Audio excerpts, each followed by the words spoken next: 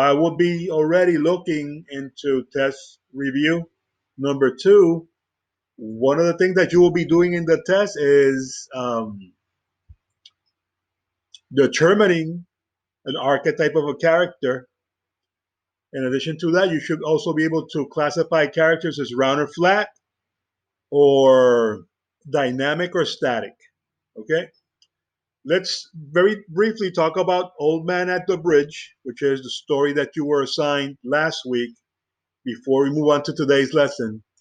As you know, Ernest Hemingway wrote this very short story while he was covering the Spanish Civil War.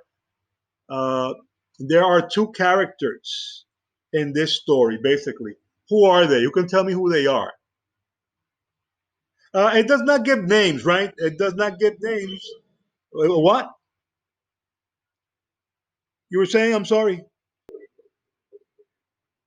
Uh, yeah, he's a war correspondent. The story is told in first person, right? That means that one of the characters is the one who's taking the position of a narrator, a person that is inside the story. So we're seeing everything from the point of view of this narrator who's a war correspondent. And we said that a war correspondent is what? What's a war correspondent? What do they do? Exactly. Exactly. Well said. They're a reporter. A war correspondent is a reporter. They report on news of the war. And interestingly enough, one of the characters in the story, this narrator, is a war correspondent. So many people ask themselves if Hemingway was injecting himself in this story, that narrator was him, if this really happened or not. But it's a short story, right? So we're going to consider it fictional, even though the background of the story is historical. Okay, we have the backdrop is a war that actually happened. But like in the Sniper, where we had as a backdrop the Irish Civil War, the events that you see in that story are fictional. Is it possible that something like that happened in that story in real life? Oh yeah, I'm sure.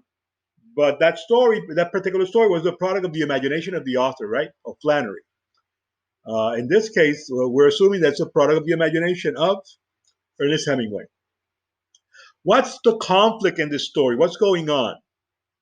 Remember, the conflict is the problem. It's a situation that fuels the plot. What is happening in the story? Okay, there's a war going on. Okay. And as part of this war, what particular thing is going to happen to this town where they find themselves? Near the Ebro River. Okay, we have an imminent invasion coming. And there's an evacuation going on. So that means that people are abandoning their homes, they're abandoning the village where the story is taking place because the nationalists are coming. That means that everybody's in danger. And this old man is just sitting there in the bridge while everybody is like walking away. He's just sitting there. And you know that the news reporter, this journalist, this war correspondent sees him and approaches him and starts asking him questions. And the story is this conversation that they have. Who can tell me what are the plans of the old man? Why is he sitting? Why is he not walking like everybody else? Okay, all right. Um, you think he's tired physically, or could he be tired in a different way? Somebody else. Thank you, madam. When we say that we're tired, that only referred to being physically tired. Like I was like exercising, I was working out, and I'm tired. My body aches. Or are we tired in different ways? Is it possible to be tired more than one way? Mentally tired. Okay. Can one be emotionally tired? Is that possible? Like have emotional exhaustion, like saying like, I give up. I'm fed up with a certain situation. He's a very old man. What can an old man be tired of? Did he have any family?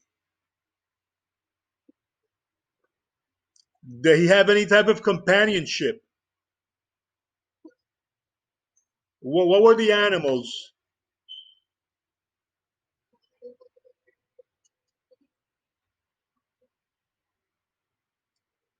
We had some birds, and he had a cat and a dog, and I think he had a goat. And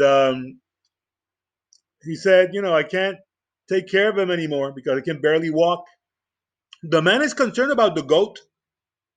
He said, no, the cat's a survivor. Cats are, or, felines are survivors. The goat, he's going to take care of the goat because apparently this man has resigned himself to what? To die. To die. And then the war correspondent went away. Did he ever see the old man again? I don't think so either, right? The story doesn't say. Apparently not. It's a very short story. It's very strange. It's just a conversation with this interesting character, this dusty old man with steel rimmed glasses, who seems to be uh, calm, except for a little bit of anxiety that he has about his goat and a coming invasion. Did he survive or not? We don't know. What type of character is the old man? What archetype will he be? Is he the hero protagonist? Is he a guardian? Is he an antagonist? Is he a mentor? Is he a trickster? How would you how would you categorize him? What archetype will he be? Would that be a good question for the test? Yes, it would be a good question for the test. Or could we classify him as flat or round? Anybody? Why would you call him round? Okay, so when you read about this old man, does it sound like a real person or just a cartoon? Well, that makes him round, right? Is Will we call him dynamic or static? It's a very short story. It's very short. So the difference between static and dynamic is that a dynamic character will change through the course of the story. The character is one way, he or she end up differently. If it's static, character remains the same. So would the old man be static or dynamic? Why, madam? Why do you say that?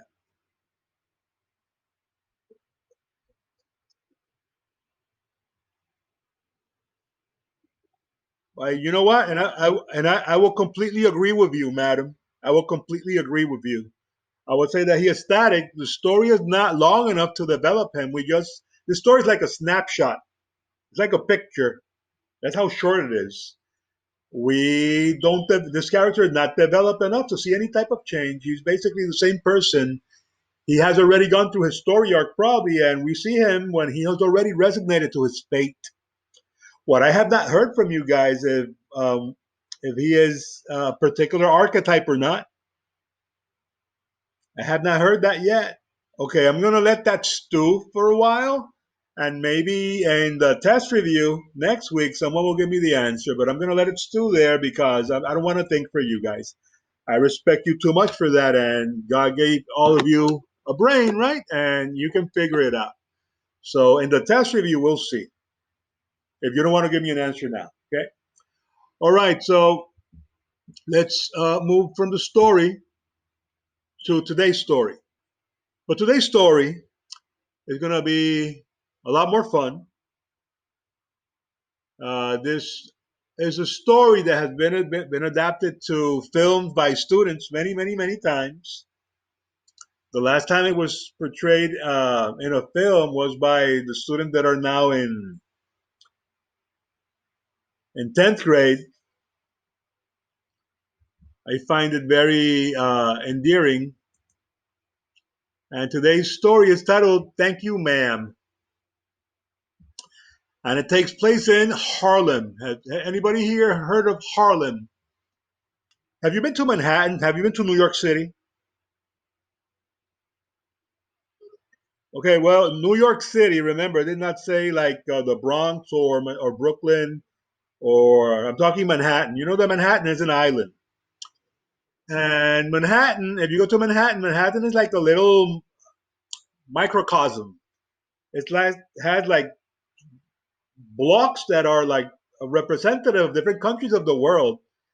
For example, you are in the southeastern side of Manhattan. That's Chinatown, which connects. It's connected by with Brooklyn by the Brooklyn Bridge. I used to visit that place frequently when I was a kid. When I lived in New York, you have Chinatown there, and to the west you have Odessa, Little Odessa, which is like a Russian neighborhood. And you go to these different places. You got Little Italy. You got different places, right? That you go to, and they are very representative of the immigrants that arrived to that part of New York. Harlem is a black neighborhood. I'm not saying that that's the only place where you have black people. What I'm saying is that it is distinctively black. It's in the northwestern part of Manhattan. And next to it, you have Spanish Harlem. That's where the Puerto Ricans used to arrive early in the 20th century because it was easier for them to make connection with black people and with white people. So Harlem is a very small neighborhood, but very densely populated and very poor. And when you have very densely populated poor people living in close quarters, that's a recipe for all kinds of social problems: crime, unemployment, teen pregnancy, drug addiction, alcoholism. Illnesses of different kinds. You name it. So Harlem is where the story is going to take place. Harlem was very densely populated, and how densely populated? Well, in the 1920s, almost 100 years ago, there was a time when you had a quarter of a million people living in 1 square mile. That's crazy, densely populated. That's like Hong Kong, like horrific, like horrible.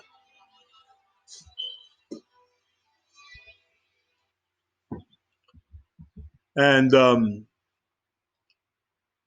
that's the background for the story. Remember, I told you that you even have crime in situations like that. Uh, Literary concepts that will be explored in this story include character. We define character already. Characterization, which we also defined. You're going to be making inferences again, like you did in the last lesson. You're going to be working on a chart like this one and like this one. You're going to read the story, and there's an assessment that you have at the end of the story, like always. And when you're done, you will send it to up through the upload tool of the LMS because this is assessment. And remember, it's always identified with your name as a PDF. Guys, do you have any question before I leave? I hope that in our next lesson we have a more. Yeah, what was that? I'm sorry. It says it in the LMS, madam. I'm sorry. I'm sorry I didn't write it here, but it's in the LMS, and it tells you where to find the assessment. It's all there. Okay. Any other question, guys?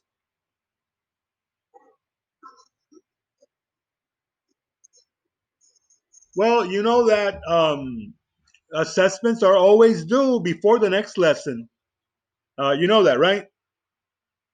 How do the other teachers do it? I know that there's some teachers that give you like a week, right? Which I'm not right. I'm not going to express my opinion about that, but I would disagree with that. But our next lesson is when our next meeting will be when Wednesday. Then before Wednesday at this time, then I would expect to see that uploaded. I mean, it sounds pretty reasonable, right? Okay. Any other question, guys? Okay, then you'll have a great day. I'll see you, guys. Please read the story. This one is a lot of fun. It's very funny, and I will again be asking you to identify the archetype of the characters, the two characters that you're going to see here, and to classify them, because that is what we are, the skill that we are engaging in. That is the one that will be measured in the test. So keep that in mind in the selections that belong to this collection. Okay, so guys, have a great day, and I'll see you in a couple of days. All right, God bless you.